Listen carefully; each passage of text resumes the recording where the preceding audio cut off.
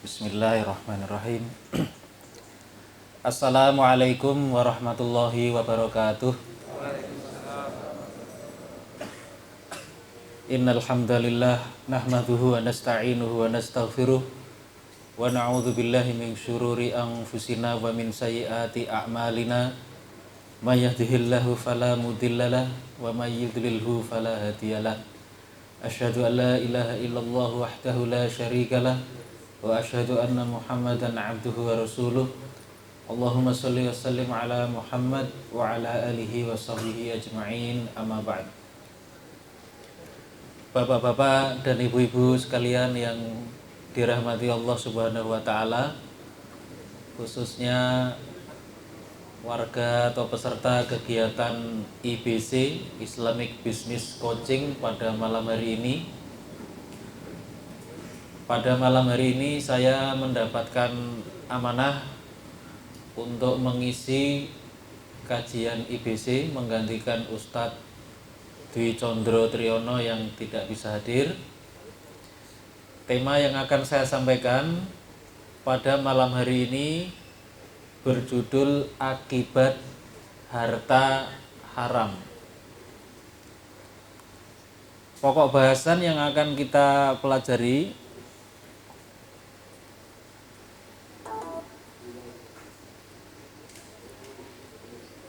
yang pertama, kita akan mempelajari pengertian harta haram. Apa itu yang disebut dengan harta haram atau bahasa Arabnya al-malul haram. Yang kedua, macam-macam harta haram. Ada berapa macam? Nanti akan kita jelaskan. Nah, kemudian yang ketiga, ini adalah wajib hijrah menuju halal. Jadi andai kata ada di antara kita yang masih memiliki harta yang haram, maka ada kewajiban berhijrah menuju harta yang halal. Kemudian yang keempat, ini materi intinya, akibat harta haram. Apa saja akibat-akibatnya baik di dunia maupun di akhirat. Baik, kita akan mulai yang pertama. Sebenarnya apa itu yang disebut dengan harta haram? Atau dalam bahasa Arabnya disebut dengan al-malul haram. Nah, ini saya kutipkan satu buku, satu kitab. Kitabnya itu sangat tebal, judulnya Ahkamul Malil Haram, ya, hukum-hukum harta haram. Dikarang oleh Syekh Abbas Ahmad Muhammad Albas di halaman 39. Ini kitab ini sangat tebal, kira-kira 400 halaman ya. Beliau mengatakan al-malul haram, yang disebut dengan harta haram, huwa kullu malin, adalah setiap-tiap harta harrama syar'u 'alal muslim tamallukuhu wal intifa'u bihi. Setiap-tiap harta yang diharamkan syariah atas seorang muslim untuk memiliki dan memanfaatkannya. Itulah pengertian harta haram. Jadi harta haram itu setiap-tiap harta. Setiap-tiap harta ini bisa meliputi mungkin uang, mungkin barang dengan berbagai macam bentuknya, rumah, mobil, dan sebagainya, yang bagi seorang muslim itu haram untuk dimiliki, memilikinya itu haram, dan juga termasuk memanfaatkannya. Jadi ada dua aspek yang diharamkan ya. Kalau sebuah harta itu terkategori haram, itu artinya haram untuk dimiliki bagi seorang muslim, tidak boleh kita memilikinya. Dan yang kedua, kita tidak dibolehkan pula memanfaatkannya ya. Contoh yang mudah misalnya, kalau kita bertanya apakah boleh seorang muslim misalnya memiliki harta yang namanya babi misalkan. Babi ini termasuk harta haram, ini contoh. Maka babi ini tidak boleh dimiliki. Ketika tidak boleh dimiliki itu artinya memiliki implikasi yang panjang. Ketika tidak boleh dimiliki itu artinya tidak boleh diperjualbelikan, tidak boleh disembelih, tidak boleh diternakkan. Jadi sesuatu yang dimiliki itu ketika diharamkan berarti haram seluruh pemanfaatan dari harta tersebut. Ya. Tapi itu hanya satu contoh saja, babi. Padahal sebenarnya harta haram itu nanti akan ada jenis-jenisnya. Nah, kita masuk kepada yang kedua. Macam-macam harta haram. Secara garis besar, harta haram itu ada dua macam. Yang intinya adalah yang pertama itu haram secara zatnya, secara materinya itu haram, yaitu harta-harta yang najis seperti nanti babi itu. Yang kedua itu adalah harta yang haram bukan secara zatnya atau materinya, tetapi haram dalam hal cara memperolehnya. Ya. Jadi yang pertama itu adalah harta yang diharamkan karena zatnya atau materinya, yang disebut dengan al-haram li dzatihi, yaitu harta-harta yang haram dari zat materi itu. Ya. Seperti misalnya khamr. Khamr ini artinya minuman yang memabukkan, ya. Dan yang memabukkan itu dalam masa modern sudah diketahui yaitu yang mengandung alkohol. Jadi khamr itu boleh disebut setiap minuman yang mengandung alkohol, ya. Nah, ini termasuk najis. Ini tidak boleh dimiliki secara zatnya. Kemudian contoh yang lain adalah babi. Babi ini zatnya najis, maka tidak boleh dimiliki, termasuk tidak boleh juga dimanfaatkan oleh seorang muslim. Ya. Jadi yang diharamkan bukan hanya memakannya, tapi memilikinya, memanfaatkannya dalam segala bentuknya seperti ternak, ya, dijual belikan dan sebagainya, itu haram. Tidak hanya yang haram itu memakannya. Ya.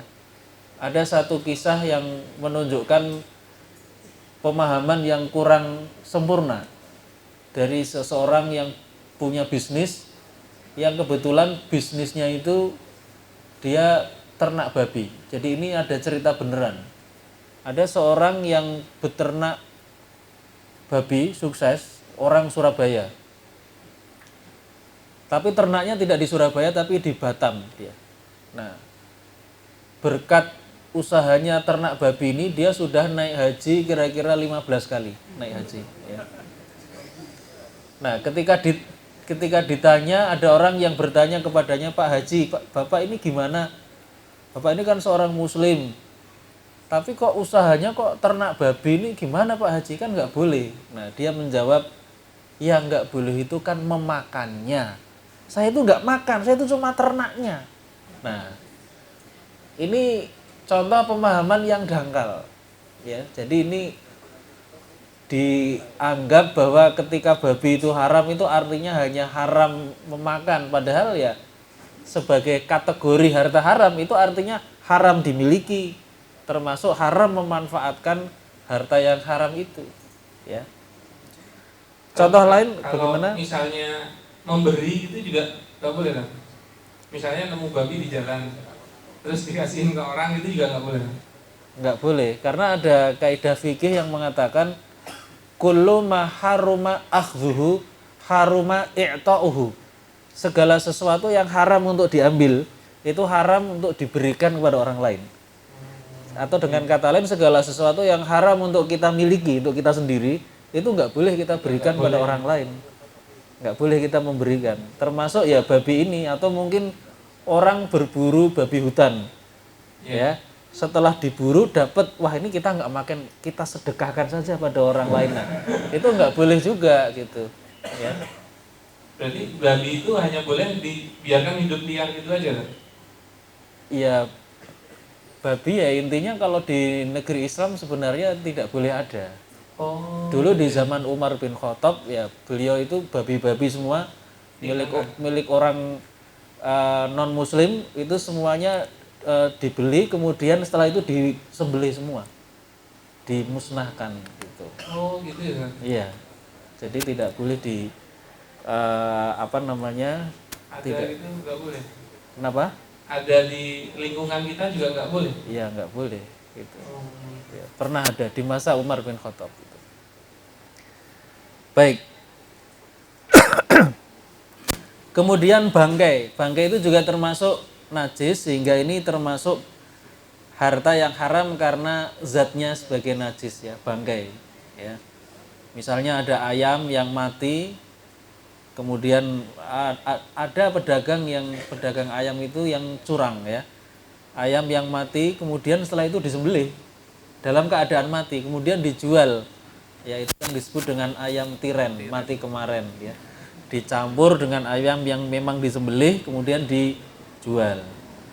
Kemudian darah ini ya juga termasuk zat yang harta yang haram secara zatnya ya. Ini juga termasuk tidak diperbolehkan. Nah, kalau darah itu kan Ya. ini hubungannya sama donor gitu. Ya.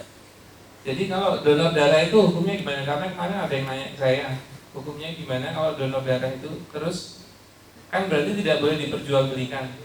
Nah, kalau PMI sendiri memberikan sebuah nilai terhadap darah yang memang mau dipakai, itu gimana? Ya, darah itu najis, termasuk darah manusia itu najis. Tetapi untuk keperluan berobat itu ada hukum perkecualian, yaitu darah itu kalau untuk keperluan berobat itu hukumnya makruh, tidak sampai kepada derajat haram. Jadi sesuatu yang sifatnya atau zatnya itu najis, tapi kalau kemudian dimanfaatkan untuk berobat itu boleh dalam arti makruh.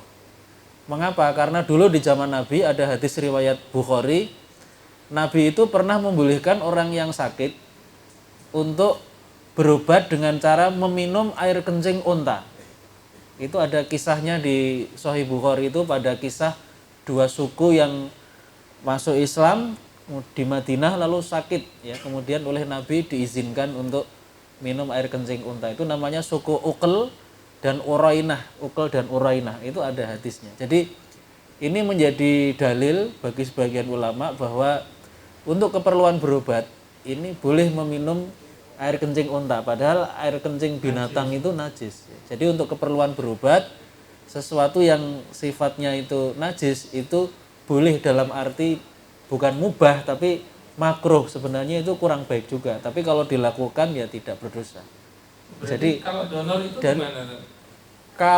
Kalau donor darah itu boleh ya, bahkan ini dalam konteks kalau untuk konteks tolong menolong itu ya sesuatu yang baik, sesuatu yang dianjurkan. Berarti bukan makruh tadi ya kalau donor darah itu? Kalau darahnya, maksudnya darah pemanfaatannya kemudian digunakan untuk berobat, itu pemanfaatan itu yang makruh. Tapi untuk kita mendonorkan itu sesuatu yang baik, menolong sesama manusia, itu dalilnya di situ. Oh. Ya. Terus kalau hubungan dengan nilai uangnya yang dilakukan oleh PMI itu kan? Ya, itu tidak haram. Yang diharamkan itu ya najis dalam konteks bukan berobat. Tapi kalau najis untuk keperluan berobat itu hukumnya makruh, tidak haram. Berarti nggak apa-apa ya PMI menayangkan nilai gitu ya? Iya, nggak apa-apa. Oke. Baik. Ini yang pertama, harta haram dari segi zatnya, yaitu harta yang najis. Ini tidak boleh dimiliki, tidak boleh dimanfaatkan. Harta yang kedua itu adalah harta haram yang bukan karena zatnya, tetapi karena cara memperolehnya. Ya. Disebut dengan istilah al-haram li ghairihi.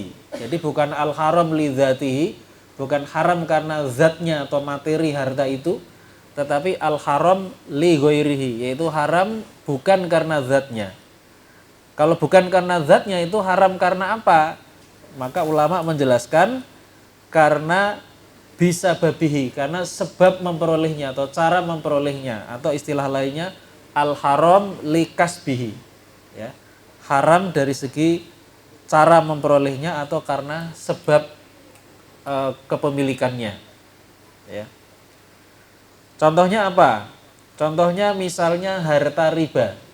Jadi harta riba itu ya mungkin bentuknya uang. Uang sendiri itu secara zat itu tidak najis. Kalau kita pegang boleh. Terus setelah kita pegang kita sholat itu sholatnya sah. Cuma persoalannya harta riba itu bermasalah dari segi cara memperolehnya. Ya. Orang memberikan pinjaman 1 juta, setelah itu dia minta kembalikan nanti ya bulan depan 1.200.000. Nah 200.000 itu riba itu namanya. Ya. Contoh lain adalah harta judi atau maisir. Ya.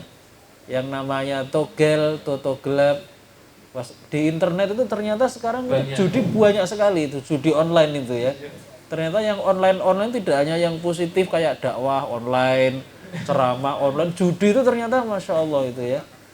Judi online. Iya. Yang berikutnya harta suap atau riswah bahasa Arabnya. Ya. Ini juga haram dari segi cara memperolehnya. Kemudian harta curian atau bahasa Arabnya as-sarikoh. Ya. Kemudian harta rampasan atau gosop. Kalau gosop atau rampasan itu mengambil harta orang secara paksa, jadi secara terang-terangan. Ya. Itu namanya gosop. Kalau curian itu mengambil harta orang lain secara diam-diam. Ya, itu namanya mencuri. Kalau dalam bahasa Arab itu definisi pencurian akhdhul mali ala wajhil ikhtifa, ya, mengambil harta dengan cara diam-diam.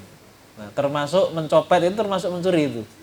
Ya, karena mencopet kan nggak mungkin nyun sewu saya mau nyopet kan nggak mungkin. Jadi ya itu namanya termasuk mencuri itu. Ya. Nah, gosop. Kemudian harta hasil menipu atau al-ghish. Ya.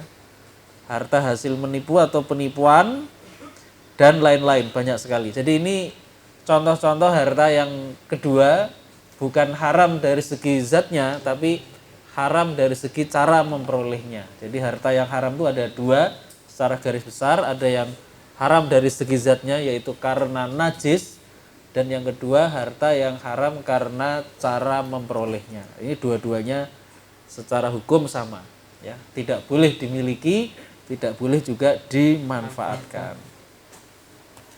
Nah, berikutnya ada kewajiban hijrah menuju harta yang halal. Nah, di sini saya jelaskan dulu pengertian hijrah. Hijrah itu sebenarnya kalau merujuk kepada sirah nabawiyah, yaitu sejarah Nabi Muhammad, yang namanya hijrah itu adalah al-khuruj min daril kufri ila daril Islam. Keluar dari darul kufur menuju darul Islam. Darul kufur itu ya contohnya dulu adalah di Mekah menuju Madinah yang dulu merupakan darul Islam pada tahun 622 Masehi. Ya, ini pengertian hijrah secara syariat. Nah, tetapi pengertian hijrah ini kemudian bisa kita perluas untuk segala sesuatu, hijrah itu meninggalkan segala sesuatu yang dilarang oleh Allah Subhanahu wa taala. Ya. Jadi hijrah dalam arti luas ini didasarkan kepada beberapa dalil, diantaranya hadis riwayat Ibnu Hibban. Rasulullah SAW bersabda, wal muhajir man hajara manahallahu anhu. Ya. Wal muhajir, muhajir itu artinya orang yang berhijrah. Muhajir, jangan lidahnya terbalik mujahir, ya. Nanti mujahir jadi lain lagi ceritanya itu ya. Ini muhajir, orang yang berhijrah adalah man, ya, siapa saja, hajaro, yang meninggalkan ma, apa saja yang nahallahu anhu, apa saja yang dilarang oleh Allah. Jadi kalau dalam hadis ini hijrah ini dalam pengertian yang sifatnya lebih umum, pengertiannya lebih umum, meninggalkan apa saja yang dilarang oleh Allah, itu artinya hijrah. Berarti kalau orang itu selama ini misalnya masih memiliki harta haram, berarti ini termasuk juga harus berhijrah, karena memiliki harta haram ini dilarang oleh Allah Subhanahu wa taala. Ya. Ada hadis yang lain yang maknanya sama, diriwayatkan oleh Imam Ibnu Majah. Wal muhajiru man hajaral khotoya wadzunuba. Orang yang berhijrah adalah orang yang meninggalkan kesalahan-kesalahan dan dosa-dosa. Ya, ini kan umum sekali. Nah, maka dari itu ini hadis-hadis ini bisa kita terapkan, termasuk juga yang memiliki kesalahan, memiliki dosa-dosa yang terkait dengan harta. Orang yang memiliki harta yang haram, baik secara zatnya maupun secara cara memperolehnya, itu berarti apa? Wajib meninggalkan itu semua. Apapun bentuknya, apakah itu harta riba, apakah itu harta suap, ya, riswah, termasuk juga mungkin hadiah kepada decision maker, kepada pemegang kebijakan. Misalnya kalau orang ingin mendapatkan proyek di pemerintah, misalnya dia mungkin suap atau mungkin hadiah. Nah, ini termasuk sesuatu yang tidak boleh dilakukan oleh seorang muslim. Ya. Baik. Bapak Ibu sekalian yang dirahmati Allah Subhanahu wa taala, kita sekarang masuk pembahasan poin yang keempat mengenai akibat harta haram. Nah, ini saya jelaskan dulu secara umum. Ini ada satu prinsip ajaran Islam yang harus kita pahami, bahwa ketaatan kepada Allah Subhanahu wa taala itu akan membawa kebaikan atau maslahat, dan sebaliknya setiap dosa termasuk memakan harta haram, ya, memiliki atau memanfaatkan harta haram, itu akan mengakibatkan fasad atau kerusakan atau mudorot. Ini secara umum Islam memiliki prinsip yang demikian. Setiap ketaatan akan membawa kepada kebaikan, setiap dosa atau ketidaktaatan itu akan membawa kepada keburukan. Ya. Di antara dalilnya ini adalah firman Allah Subhanahu wa taala. Kita lihat misalnya dalam surat Toha ayat 123 sampai 124. Allah Subhanahu wa taala berfirman, "Famanittaba'a hudaya fala yadhillu wala yashqa." Barang siapa yang mengikuti petunjukku, maksudnya petunjuk Allah Subhanahu wa taala di dalam Al-Qur'an, di dalam hadis, ya. Fala yadhillu, maka dia tidak akan tersesat.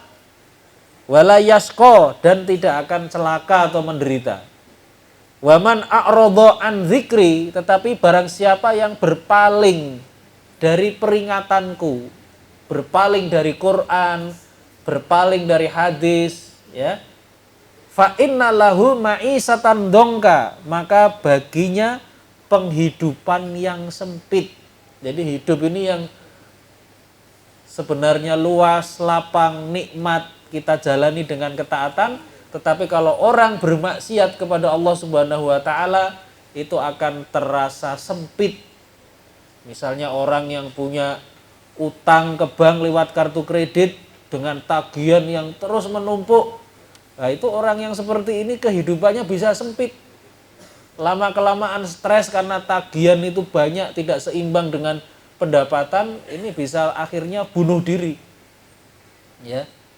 Di Turki ini pernah kemarin beberapa hari yang lalu saya bertemu dengan seorang ulama dari Turki di Jakarta hari Ahad kemarin. Dia cerita, di Turki itu ada sebuah kota namanya Konya.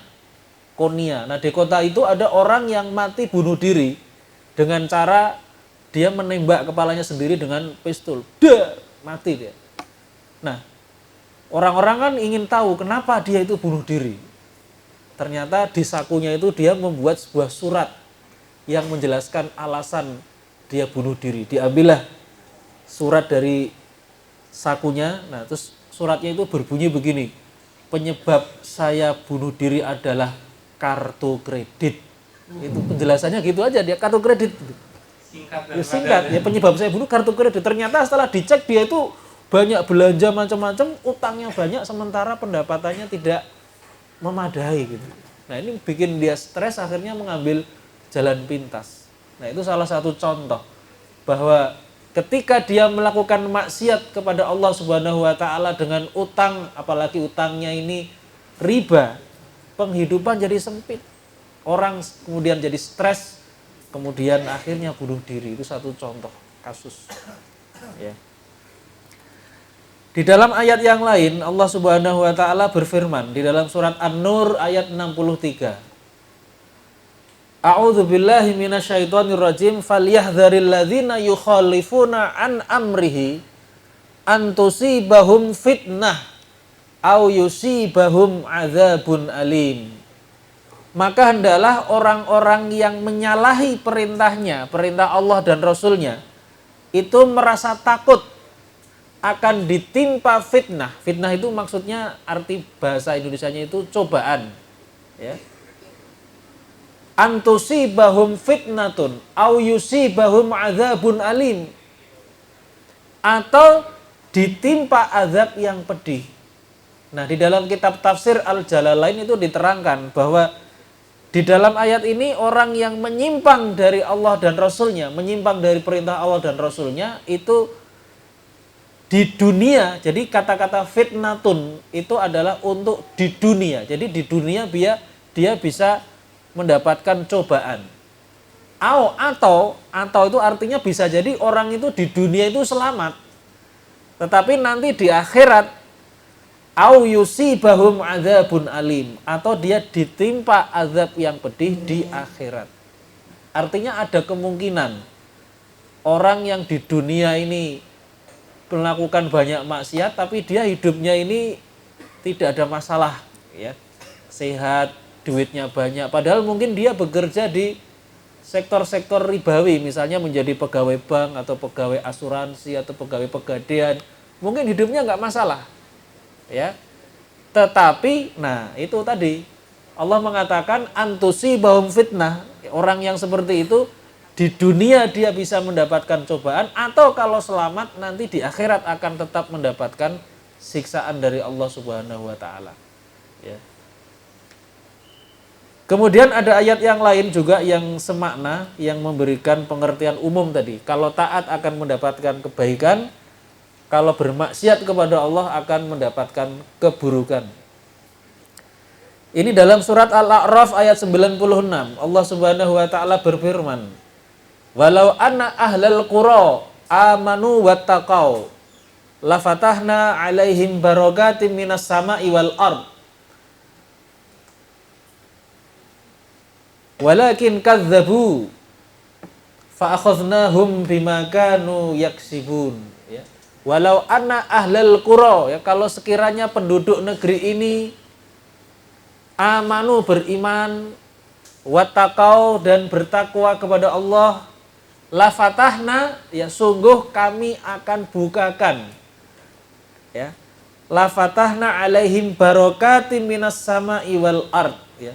Sungguh kami akan bukakan kepada mereka berkah dari langit dan bumi. Ini ayatnya berulang, ini salah, ya. Walakin kadzdzabu, tetapi mereka mendustakan ayat-ayat kami, fa akhadznahum, maka kami siksa mereka bima kanu yaksibun, dengan apa yang mereka kerjakan. Jadi ayat ini menerangkan keimanan dan ketakwaan dari penduduk sebuah negeri itu menjadi kunci keberhasilan hidup di dunia, ya, yang di sini disebutkan akan dibukakan, ya, la fatahna alaihim barokat, ya, keberkahan dari langit dan bumi. Tapi ketika penduduk negeri itu tidak taat kepada Allah, yang diberikan bukan keberkahan, ya, tetapi azab dari Allah Subhanahu wa taala. Jadi ini kehidupan menjadi sempit seperti tadi. Indonesia ini sebenarnya negara yang kaya, ya. Tetapi sayang kekayaan alam Indonesia ini tidak dikelola dengan hukum-hukum Allah Subhanahu wa taala. Sehingga banyak kemudian sumber daya alam kita ini dikuasai oleh asing, ya. Yang ini kemudian artinya apa? Kita sebagai pemilik yang sah dari kekayaan alam itu, rakyat Indonesia, itu malah tidak mendapatkan banyak manfaat. Yang banyak mendapat manfaat itu justru orang-orang kafir yang memiliki korporasi-korporasi transnasional yang menguasai minyak atau gas atau tembaga atau emas, ya. Baik, itu salah satu contoh ayat-ayat yang menjelaskan prinsip umum tadi. Setiap ketaatan kepada Allah akan memberikan kebaikan, tapi sebaliknya kemaksiatan, termasuk di dalam kemaksiatan itu adalah orang memiliki atau memanfaatkan harta haram itu akan mendapatkan mafsadat, kerusakan atau mudorot kepada dirinya. Nah, sekarang secara lebih khusus saya akan menjelaskan akibat harta haram bagi orang yang memiliki atau memanfaatkan harta haram. Ya, ini lebih khusus. Di antaranya adalah yang pertama, harta haram itu akan dipikul di pundak orang itu yang memiliki harta haram itu di hari kiamat nanti. Nanti akan saya jelaskan dalilnya masing-masing. Yang kedua, doanya tidak dikabulkan. Yang ketiga, harta haram itu tidak berpahala jika disedekahkan. Yang keempat, tubuh dari orang yang memiliki harta haram itu lebih layak masuk neraka. Yang kelima, harta haram yang ditinggalkan oleh seseorang itu menjadi bekal ke neraka. Ini diantaranya, tidak semuanya. Ya. Yang pertama, kalau seseorang memiliki harta haram, misalnya lewat jalan korupsi, lewat jalan suap menyuap, ya. Ini ada ayat Quran yang menyebutkan nanti orang itu akan memikul hartanya itu di hari kiamat. Di dalam surah Ali Imran ayat 161 di situ Allah Subhanahu wa taala berfirman, A'udzubillahi minasyaitonirrajim. Wa ma kana linnabiyyin ayyaghulla wa may yaghlul ya'ti bima ghalla yaumal qiyamah tsumma tuwaffa kullu nafsin ma kasabat wa hum la yuzlamun. Wa ma kana linnabiyyin, dan tidaklah mungkin seorang nabi itu ayyaghulla, berkhianat dalam urusan harta. Wa may yaghlul, dan barang siapa yang berkhianat dalam urusan harta, ya'ti bima ghalla yaumal qiyamah, maka dia akan membawa atau memikul harta yang dikhianatkannya itu. Tsumma tuwaffa kullu nafsin ma kasabat, kemudian setiap-tiap diri akan diberi balasan tentang apa yang dia kerjakan, wa hum la yuzlamun, sedang mereka itu tidak dizolimi atau tidak dianiaya. Jadi ayat ini ada sababun nuzulnya. Latar belakang turunnya ayat yaitu terjadi pada saat perang Badar. Ya, sebagian ulama mengatakan perang Uhud. Ya. Nah, pada saat perang itu selesai, kaum muslimin mendapatkan harta rampasan perang. Ya. Di perang Badar ada harta rampasan perang. Nah, ketika sedang terjadi proses pembagian harta itu ada orang-orang yang munafik, yang curiga, jangan-jangan Nabi Muhammad itu mengambil harta secara curang. Nah, kemudian turunlah ayat ini yang memberikan penjelasan atau pembersihan bahwa Nabi itu tidak mungkin seperti itu. Jadi maka dari itu ayat ini diawali dengan pembersihan atau pernyataan dari Allah bahwa Nabi Muhammad itu bersih dari tuduhan-tuduhan sebagian orang munafik itu. Wa makana linnabiyyin ayyaghulla, tidak mungkin seorang nabi itu berkhianat dalam urusan harta. Nah, ini kalau dalam konteks turunnya ayat Quran, berkhianat dalam urusan harta itu artinya berkhianat dalam urusan harta rampasan perang ya dulunya. Tetapi ayat ini diberlakukan secara umum untuk setiap harta yang diperoleh secara haram. Jadi tidak mungkin seorang nabi itu berkhianat dalam urusan, baik itu urusan harta itu terkait dengan harta rampasan perang ataupun harta-harta dalam urusan yang lain. Itu ada yang mempertanyakan ya, Dok? Iya. Umatnya waktu itu ada yang mempertanyakan. Iya, orang-orang munafik pada waktu itu. Iya. Nah, kelanjutan dari ayat ini bersifat umum, wa may yaghlul, barang siapa yang mengambil harta secara khianat atau secara curang, ya'ti bima ghalla yaumal qiyamah, dia akan membawa harta itu pada hari kiamat. Nah, ini ada hadis-hadis Nabi yang menceritakan, yang menjelaskan ayat ini secara lebih jauh. Dalam kitab tafsir Ibnu Katsir misalnya, Nabi itu menjelaskan ya, kalau seseorang dia itu mengambil unta secara haram, mungkin mencuri atau apa gitu, maka pada hari kiamat unta itu akan dipikulkan di pundak orang yang mencurinya itu pada hari kiamat nanti seraya berbunyi. Saya nggak tahu, karena Indonesia kan nggak akrab dengan unta, maka unta berbunyi itu apa bahasanya apa? Kalau sapi kan melenguh, gitu ya. Kambing mengembik. Nah kalau unta berbunyi, makanya terjemahannya belum ada. Jadi Nabi mengatakan kalau orang itu mengambil unta secara curang, maka unta itu akan dipikulkan di pundak orang itu seraya berbunyi. Kalau yang diambil itu adalah seekor sapi atau kerbau, maka nanti akan dipikulkan di pundak orang itu seraya melenguh. Kalau yang diambil itu adalah seekor kambing, maka kambing itu akan dipikulkan di pundak orang itu di hari kiamat nanti seraya mengembik. Itu ada penjelasan dari hadis Nabi yang seperti itu. Nah tentu tidak hanya terbatas pada unta, pada kambing, pada sapi, karena nas Quran ini bersifat umum, ya. Wa may yaghlul, siapa saja yang mengambil harta secara khianat atau curang, yakti bima gholla, maka dia akan membawa apa saja yang dia peroleh itu secara haram yaumal qiyamah, pada hari kiamat. Ya kalau dulu mungkin harta itu unta, sekarang misalnya aspal, ya. Orang proyek mengerjakan aspal, aspalnya dikorupsi, ya berarti nanti jangan heran ketika di hari kiamat, loh kok ada aspal di pundaknya ini? Oh berarti dulu itu dia korupsi aspal. Atau misalnya mobil pemadam kebakaran, kan dulu ada kasus korupsi damkar itu ya. Nah, itu berarti nanti orang yang mengambil harta secara curang itu di pundaknya itu ada mobil pemadam kebakaran. Gitu. Padahal ini juga ada korupsi Garuda Indonesia itu loh, pesawat itu. Wah iya. Berarti nanti dipundakinnya pesawat juga ya? Iya. Sekarang misalnya ada KTP elektronik misalkan. Wah itu KTP semua pundaknya KTP. Bukan uangnya ya, KTP-nya ya. Iya. Ya harta yang dia curangi. Jadi ini sangat mengerikan. Walaupun mungkin di dunia bisa lepas dari jeratan KPK atau apa, tapi nanti di hari kiamat orang tidak akan bisa lepas dari keadilan Allah Subhanahu wa taala. Nah, jadi ini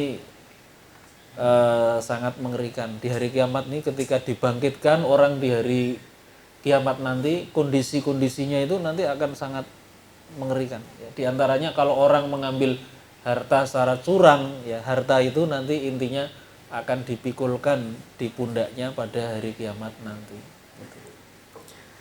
Baik, itu yang pertama. Yang kedua, doanya tidak dikabulkan. Ini ada hadisnya, mungkin kita lihat di papan ya. Qala Nabiyyu sallallahu alaihi wasallam, Nabi bersabda. Ini hadis riwayat Imam, ini hadisnya panjang, riwayat Imam Muslim ya.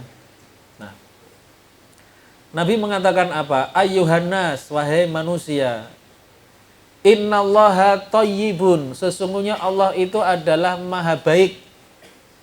La yaqbalu illa thayyiban, ya. Allah tidak menerima kecuali dari yang baik. Wa innallaha amaral mu'minina bima amara bihil mursalin, dan sesungguhnya Allah telah memberikan perintah kepada orang-orang mukmin dengan perintah yang sama kepada para rasul.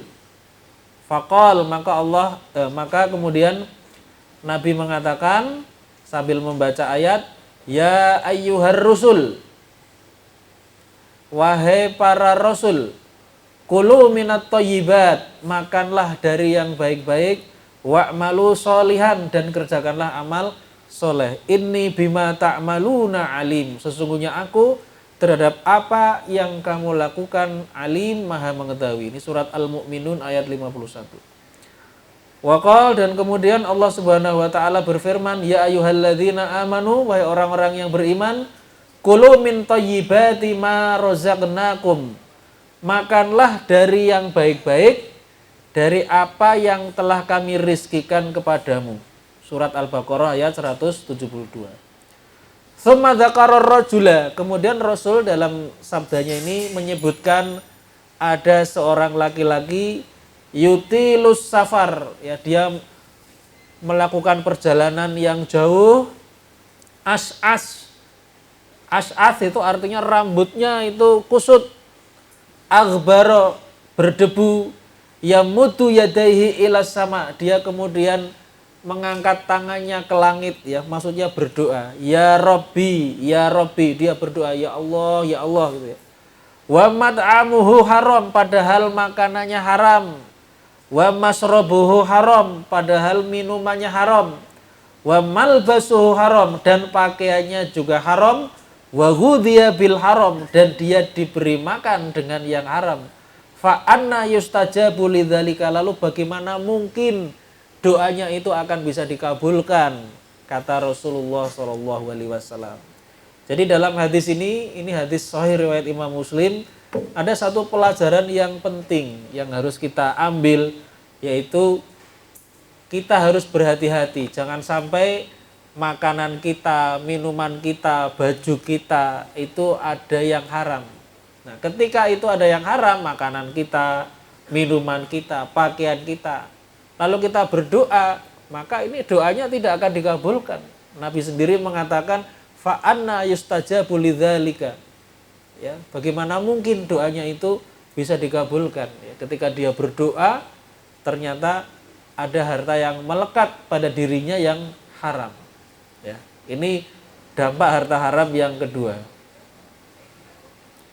Kemudian yang ketiga, harta yang haram itu tidak berpahala jika disedekahkan. Dalam sebuah hadis yang statusnya hasan, diriwayatkan oleh Imam Ibnu Hibban, qala Nabi sallallahu alaihi wasallam telah bersabda, Rasulullah sallallahu alaihi wasallam, man jama'a malan haraman, barang siapa yang mengumpulkan harta yang haram, tsumma tasaddaqa bihi, kemudian dia bersedekah dengan harta haram itu, lam yakun lahu fihi ajrun, itu tidak ada pahalanya.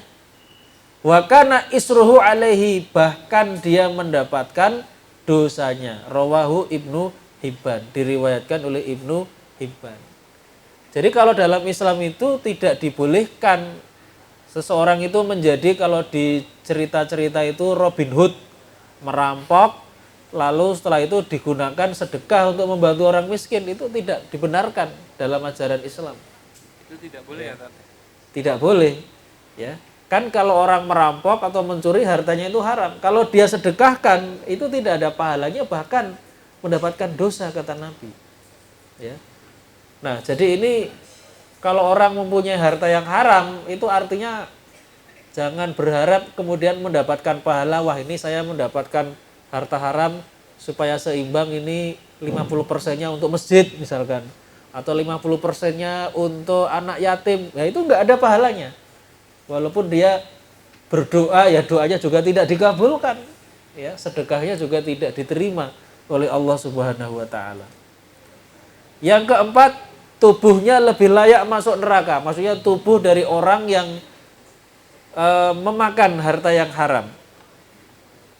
Di dalam sebuah hadis diriwayatkan oleh Imam At-Tirmidzi, qala Nabiyyu sallallahu alaihi wasallam, Nabi bersabda ini kepada salah seorang sahabat yang namanya Ka'ab bin Ujrah, ya Ka'ab bin Ujrah, innahu la yarbu lahmun nabatan min suhtin illa kanatin naru awla bihi. Ya. Hai Ka'ab bin Ujrah. Ya, jadi Nabi ini berkata kepada salah seorang sahabat yang namanya Ka'ab bin Ujrah, tetapi ini juga berlaku bagi umat Islam secara keseluruhan termasuk kita. Innahu, sesungguhnya, layar bulahmun nabata min suhtin, tidaklah tumbuh daging dari harta yang haram, illa kanatin naru awla bihi, kecuali neraka itu lebih layak bagi tubuh itu. Hadis riwayat Imam Tirmidzi. Jadi kalau orang makan dari yang haram, dagingnya, tubuhnya mungkin bisa sehat, bisa tumbuh dengan baik. Tetapi kalau tumbuhnya itu dari harta yang haram, maka tubuh itu lebih layak masuk neraka. Artinya apa? Tidak layak masuk surga. Ya. Nah, ini tentu menjadi peringatan bagi siapa saja yang memiliki harta yang haram, apalagi harta itu kemudian dia makan sehingga kemudian menjadi daging, maka daging itu tidak layak masuk surga, lebih layak masuk neraka. Yang kelima, harta haram menjadi bekal ke neraka. Itu harta haram yang ditinggalkan oleh seseorang yang meninggal dunia. Ya. Dalam hadis diriwayatkan oleh Imam Ahmad bin Hanbal, qala Nabi sallallahu alaihi wasallam, wala yaksibu abdun malan min haramin fayunfiku minhu fayubaraku lahu fihi wala yatasaddaqu bihi fayuqbalu minhu wala yatruku khalfa dhurihi illa kana zaduhu ilan nar. Seorang hamba yang mencari harta dari yang haram lalu dia menginfakannya atau membelanjakannya, maka tidak akan mendapat keberkahan. Kalau dia sedekahkan, tidak akan diterima sedekahnya. Dan kalau dia tinggalkan di belakangnya, artinya dia meninggalkan harta yang haram, pasti harta yang haram itu akan menjadi bekalnya ke neraka. Ya, naudzubillah tsumma naudzubillah. Hadirin yang dirahmati Allah Subhanahu wa taala, itulah ya beberapa akibat dari harta yang haram yang sebenarnya yang saya sampaikan ini ya tentu tidak menjelaskan semua, tapi hanya sebagian saja. Baru beberapa. Dan ini sebenarnya masih bisa dirinci lagi karena ini kan walaupun tadi saya katakan ini untuk harta yang haram ya, akibatnya ini sebenarnya masih bisa dirinci lagi karena harta haram itu kan banyak. Misalnya harta riba. Orang yang memakan harta riba itu nanti juga ada hadis-hadis yang menerangkan itu yang banyak sekali. Ya, misalnya orang yang mendapatkan harta riba itu ada hadis ketika Rasulullah itu melakukan Isra Mi'raj ya. Waktu itu kemudian ditampakkan kepada Rasulullah itu penampakan orang yang ada di neraka ya. Salah satunya itu ada orang yang perutnya itu di neraka itu besar sekali. Dari perutnya itu besar sebesar rumah. Nah, kemudian dari perut itu kemudian keluar ular itu. Kemudian Nabi itu bertanya kepada malaikat Jibril, wahai Jibril, itu apa? Kemudian Jibril mengatakan, itulah orang yang di dunia itu memakan riba. Nah, gitu. Jadi orang yang makan riba itu kesimpulannya nanti disiksa di neraka dengan cara yang seperti itu. Yang dia makan itu jadi ular di dalam perutnya sehingga nanti sampai perutnya itu sangat besar sekali. Jadi ini kalau kita uraikan untuk setiap perbuatan itu nanti ada sendiri-sendiri. Ada detailnya. Contoh lain misalnya orang yang suap menyuap itu ada hadisnya. Nabi mengatakan laknatullah ala rashi wal murtasi, kutukan atau laknat Allah kepada orang yang menyuap dan yang disuap. Nah, ini tidak saya uraikan, kan ini uraian umum harta yang haram. Ini kalau dirinci harta haram itu apa? Misalnya riba, kemudian riswa, suap menyuap. Wah, itu nanti akan panjang sekali. Ya. Nah, jadi ini saya jelaskan hanya sebagian saja. Ini aja udah ngeri kok, Kak. Ya. Baik. Bapak Ibu sekalian yang dirahmati Allah Subhanahu wa taala, jadi saya kira itu materi kita pada malam hari ini ya. Berikutnya nanti ada tanya jawab.